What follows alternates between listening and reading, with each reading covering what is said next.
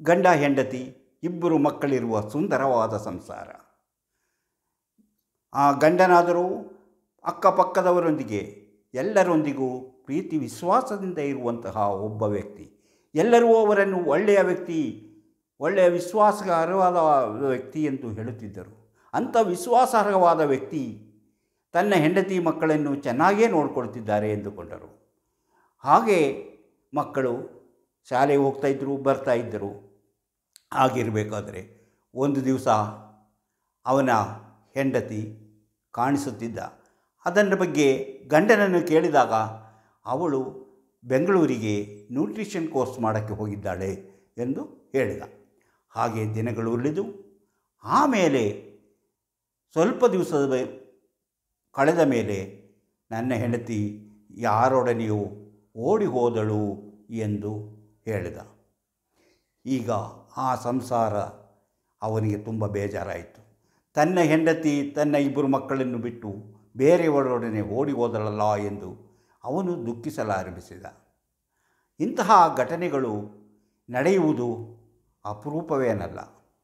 ಆದರೆ ಮನುಷ್ಯ ಸಹಜವಾದಂತಹ ಜೀವನದಲ್ಲಿ ಏನೇನು ತಿರುವುಗಳು ಪಡೆಯುತ್ತದೋ ಆ ತಿರುವುಗಳನ್ನು ನಾವು ತಿಳಿದುಕೊಂಡಾಗ ಇಂತಹ ಕಥೆಗಳ ಹಿಂದೆ ನಿಗೂಢವಾದಂತಹ ಮತ್ತೊಂದು ಕತೆ ಅಡಗಿರುತ್ತದೆ ಎಂಬುದನ್ನು ಯಾರೂ ತಿಳಿದಿರುವುದಿಲ್ಲ.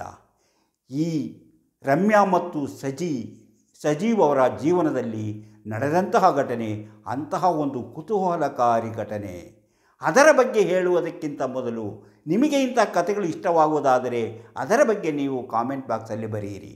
ಹಾಗೆಯೇ ನೀವು ಇನ್ನೂ ಮಾಣಿಯ ಟೈಮ್ಸ್ ಯೂಟ್ಯೂಬ್ ಚಾನಲನ್ನು ಸಬ್ಸ್ಕ್ರೈಬ್ ಮಾಡಿಲ್ಲವಾದರೆ ಈಗಲೇ ಕೆಳಗೆ ಕಾಣುವ ಸಬ್ಸ್ಕ್ರೈಬ್ ಎಂಬಲ್ಲಿ ಒಮ್ಮೆ ಕ್ಲಿಕ್ ಮಾಡಿ ಸಾಕು, ನೀವು ಸಬ್ಸ್ಕ್ರೈಬ್ ಆಗ್ತೀರಿ. ಹಾಗೆಯೇ ಪಕ್ಕದಲ್ಲಿ ಕಾಣುವ ಗಂಟೆಯ ಚಿಹ್ನೆಯನ್ನು ಒಮ್ಮೆ ಕ್ಲಿಕ್ ಮಾಡಿ ಸಾಕು, ನಿಮಗೆ ಮಾಣಿಯ ಟೈಮ್ಸ್ ಯೂಟ್ಯೂಬ್ ಚಾನಲ್ ಯಾವುದೇ ಹೊಸ ವಿಡಿಯೋ ಅಪ್ಲೋಡ್ ಆದ ಕೂಡಲೇ ನಿಮ್ಮ ಮೊಬೈಲಿಗೆ ನೋಟಿಫಿಕೇಷನ್ ಬರುತ್ತದೆ.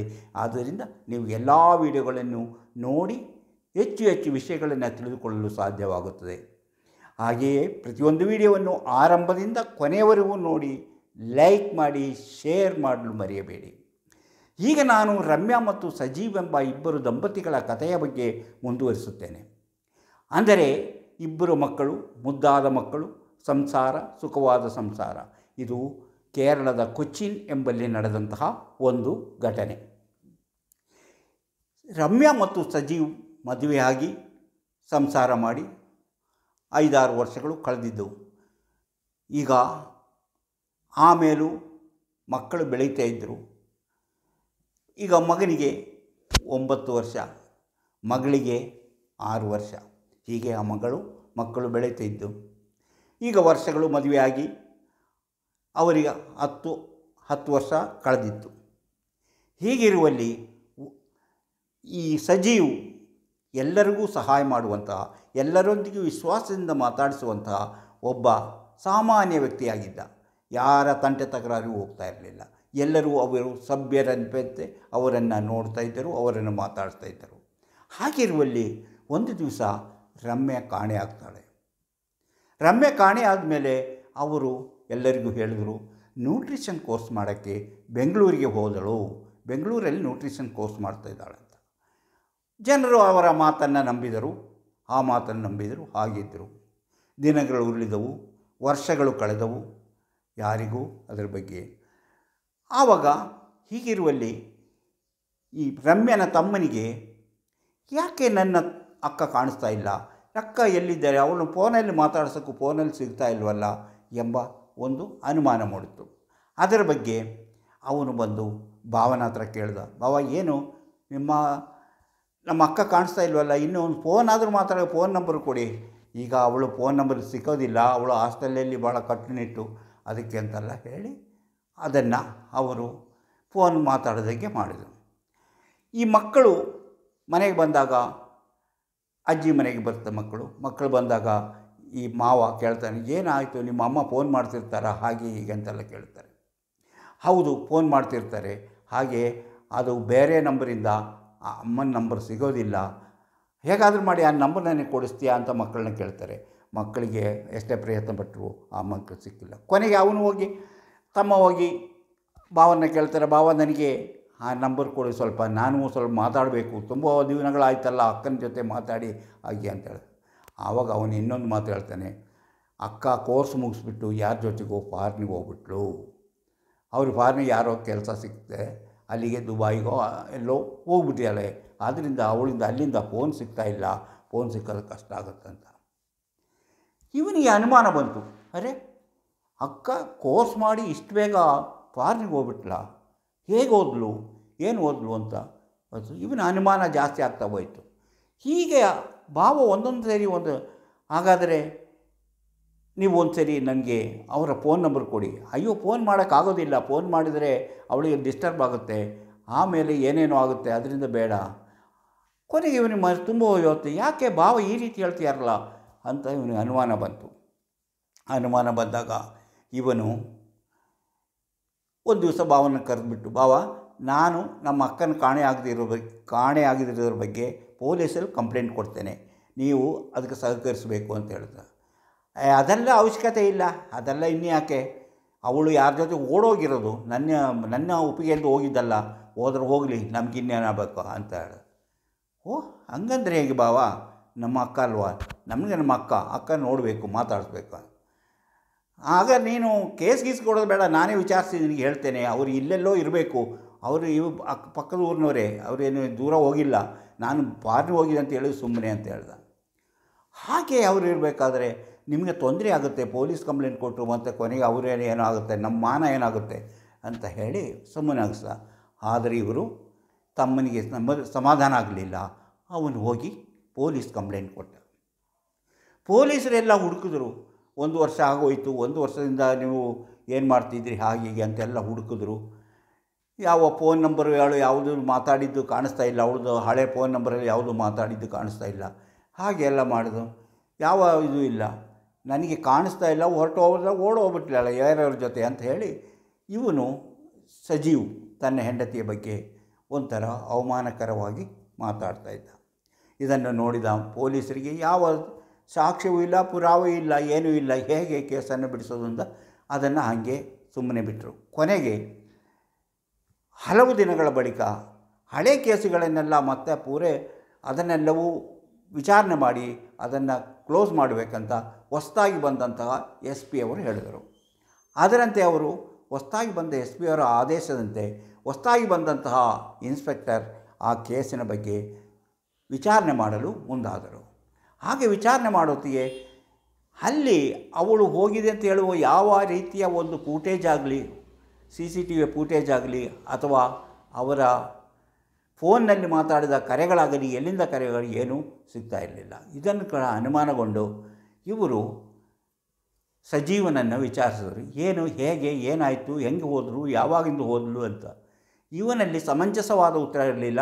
ನನಗೆ ಹೇಳಿದೆ ಬೆಂಗಳೂರಿಗೆ ಹೋಗಿದ್ದವಳು, ಹಾಗೆ ಅಲ್ಲಿಂದ ಪರಾರಿಯಾಗಿದೆ, ಅಥವಾ ಅದರ ಬಗ್ಗೆ ಅವರು ಹೊರದೇಶಕ್ಕೆ ಹೋಗಿದ್ದಾಳ ಅಂತ ಆದರೆ ಯಾವುದಾದರೂ ಇದರಲ್ಲಿ ವಿಮಾನದಲ್ಲಿ ಹೋಗಿರಬೇಕು ಅಂಥೇಳಿ ಎಲ್ಲ ಏರ್ಪೋರ್ಟಿಗೂ ಹೋಗಿ ಇದರ ಬಗ್ಗೆ ವಿಚಾರಿಸಿದರು. ಎಲ್ಲೂ ಕಳೆದ 1 ವರ್ಷದಲ್ಲಿ ಇವರು ಯಾರು ಹೋಗಿರುವಂತಹ ಯಾವುದೇ ಒಂದು ಪುರಾವೆಯೂ ಸಿಗಲಿಲ್ಲ. ಹೀಗಿರುವಾಗ ಅವಳಿಗೆ ಅನುಮಾನ ಬಂದು ಪೊಲೀಸರು, ಹೀಗಾದರೆ ಹೇಗೆ, ನೀವು ಅದರ ಬಗ್ಗೆ ಏನಾದರೂ ನೀವು ಹೇಳಲೇಬೇಕು, ಇಲ್ಲದಿದ್ದರೆ ನಮಗೆ ಹೇಗೆ ಗೊತ್ತಾಗಬೇಕು ಆ ವ್ಯಕ್ತಿ ಎಲ್ಲಿದ್ದಾರೆ, ಜೀವಂತವಾಗಿದ್ದಾರೋ ಇಲ್ಲವೋ ಎಂಬುದು ನಮಗೆ ತಿಳಿಸಬೇಕಾಗಿದ್ದು ನಮ್ಮ ಮೇಲಧಿಕಾರಿಗಳಿಂದ ನಮಗೆ ಒತ್ತಡ ಬರ್ತಾ ಇದೆ. ಆದ್ದರಿಂದ ನೀವು ಇದರ ಬಗ್ಗೆ ಏನಾದರೂ ಕೊಡಲೇಬೇಕು.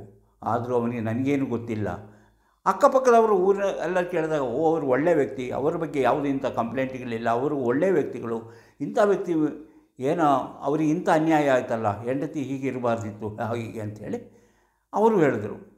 ಆದರೂ ಪೊಲೀಸು ಒಂದು ಸರಿ ಇವರನ್ನ ಕರ್ಕೊಂಡೋಗಿ ವಿಚಾರಣೆ ಮಾಡಿದ್ರು. ವಿಚಾರಣೆ ಮಾಡೋತ್ತಿಗೆ ಅವನ ಮಾತುಗಳಲ್ಲಿ ಕೆಲವು ಅನುಮಾನ ಪಡುವಂತಹ ವಿಷಯಗಳಾಯಿತು.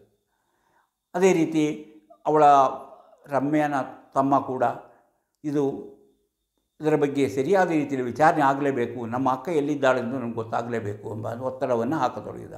ಅದರಂತೆ ಇವರನ್ನು ವಿಚಾರಿಸಿದ ಮಕ್ಕಳನ್ನು ಸಪ್ರೇಟ್ ಕರ್ಕೊಂಡೋಗಿ ವಿಚಾರಿಸಿದಾಗ ಮಕ್ಕಳು ಹೇಳ್ತಾರೆ, ಅಪ್ಪ ಹೇಳ್ತಿದ್ದಾರೆ ಯಾರೋ ಜೊತೆಯಲ್ಲೂ ಅಮ್ಮ ಓಡೋಗಿದ್ದಾಳೆ ಅಂತ ಹೇಳ್ತಿದ್ದಾಳೆ ಅಂತ ಹೇಳಿದ್ರು. ಆದರೂ ಇವನಿಗೆ ಅನುಮಾನ, ಇದು ನಮ್ಮ ಅಕ್ಕ ಆ ರೀತಿ ಯಾರ ಜೊತೆನೂ ಓಡೋಕ್ಕೆ ಸಾಧ್ಯತೆ ಇಲ್ಲ ಎಂಬಂಥ ಒಂದು ನಿರ್ಧಾರ ತಮ್ಮಂದಾಗಿತ್ತು. ಕೊನೆಗೆ ಸಜೀವ್ ನನ್ನು ಪೊಲೀಸರು ಮತ್ತೆ ಮತ್ತೆ ವಿಚಾರಿಸಿದಾಗ ಅವನು